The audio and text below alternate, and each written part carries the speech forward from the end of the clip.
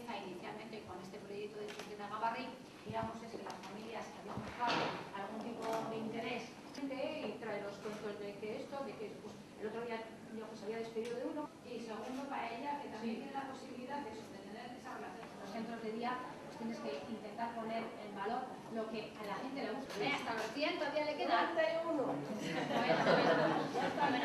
Creo que va a crecer sustancialmente. ¿Y por qué? Porque un favor que, ojo, que no son mañana los mayores somos nosotros.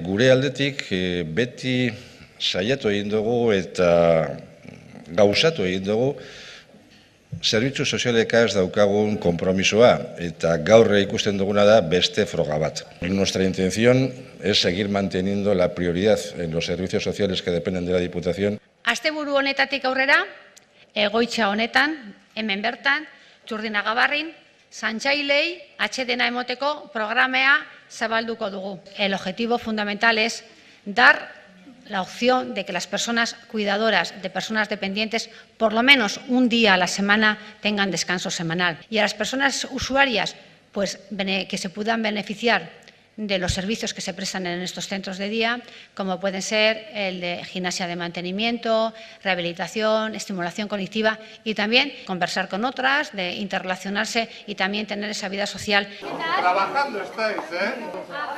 Eso.